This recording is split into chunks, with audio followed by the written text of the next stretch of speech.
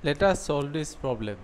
A rectangular steel bar having a cross section 2 cm by 3 cm is subjected to a tensile force of 6000 Newton. If the axes are chosen as shown in the figure, determine the normal and shear stresses on a plane whose normal has the following direction cosines. So number 1, nx equal to ny equal to 1 by root over 2 and z equal to 0. Number 2, nx equal to 0, ny equal to nj equal to 1 by root over 2. Question number 3, nx equal to ny equal to nz equal to root equal to 1 by root over 3. Cross sectional area is given by 2 into 3, that is 6 centimeter square. Now you have to find out the average stress. This average stress is actually normal stress, because if you see the figure, the force is a tensile type of force and it is applied on the face, right? Now and this force is acting normal to this force, so this is actually normal force. This average stress acting on this face is normal force. Now if you see that, if you imagine this object in a three-dimensional coordinate system, then you will see that this is actually sigma y, that means stress along y-axis. We have one term, sigma y value is known to us, that is 1000 Newton per centimeter square. Now other stress components are 0. You cannot find the other stress components, sigma x, sigma y, sigma z. These components are, you can say, 0. Now coming to the part 1 of the question. Now here direction cosines of this cosines of the normal to the surface is given. These are nx equal to ny equal to 1 by root over 2 and nz equal to 0. Now you have to find out the resultant stress acting on this surface. So resultant stress, you can find it by finding out Tnx, Tny, Tnz, and then you have to vector sum it, then you will find the resultant stress. So according to we have already discussed how to find Tnx. This expression is given here. Tnx is nx into sigma x plus ny tau yx plus nz tau zx. So if you put the values here, you can easily find out Tnx. Here you have to see that the values of tau yx, tau zx, these will be equal to, and sigma x2 will be equal to 0, because as per the given conditions, sigma x, tau yx, tau zx are 0, because we have only sigma y value, and other sigma x, z, these are not there, and so this object is not under any kind of shear stress. So these stress components like tau yx, tau zx are also 0. Finally, we can find out Tny, Tnz. So these are given in the derivation or elaboration. You can easily find it out.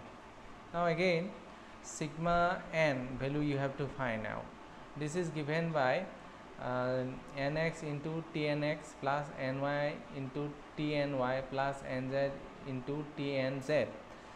Nx value is known, Tnx value you have calculated, ny value is known, Tny value you have calculated, nz value is known, Tnz value you have calculated. So the result is, finally we have got 500 Newton per centimeter square. Next thing, we have to find out Tn, the value or magnitude of resultant stress vector Tn. So you will find out by this formula, Tn square equal to Tnx square plus Tny square Tnz square. So this is your Tn. So Tn is given by, finally, 1000 square divided by 2. Now we can find out the tau n. This is normal shear stress. The expression is tau n square equal to Tn square minus sigma n square. So these values are already we have calculated.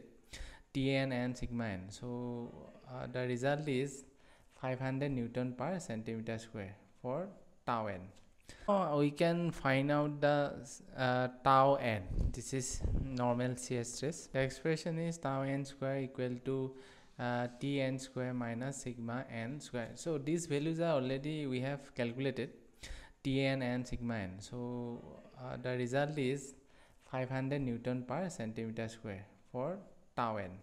I want you to solve yourself the rest of the two parts of the problem. Digression on ideal fluid. An ideal fluid cannot sustain any shearing forces. That means in a fluid surface you will not find any kind of shearing forces. The normal force on any surface is compressive in nature. Tn is given by minus p into n. P is greater than equal to 0. On the right hand side you can see the expression Tni equal to summation j nj into tau I. This expression we have derived this expression previously in our derivations. This summation of product of directions cosines in different directions x, y or z direction with the stress components. Expression 1 you can see Tn equal to minus Pn. Minus P represents the compressive force and n represents the direction cosines. So if you compare this expression 1 with this right hand expression, you will see that here you can find that on the right you can find a tau. So tau is not here. Here only we have the compressive force. That is why this term is replaced by minus P. Rectangular components of Tn are obtained by taking the projection of Tn along x, y and z axis. If nx, ny and nz are the direction cosines of the normal n, then Tnx will be minus Pnx, Tny will be minus Pny and Tnz will be minus P into nz. This is expression number 2. So these things we already have discussed in previous expressions or derivations. Since all the shear stress components are 0, in case of fluid the shear stress components will be 0 because there is no shear stress. So Tnx is equal to nx sigma x. You can calculate, there are expressions Tny ny sigma y, Tnz sigma z nz. This is expression number 3. Comparing equation number 2 and 3, we have sigma x equal to sigma y equal to sigma z equal to minus p.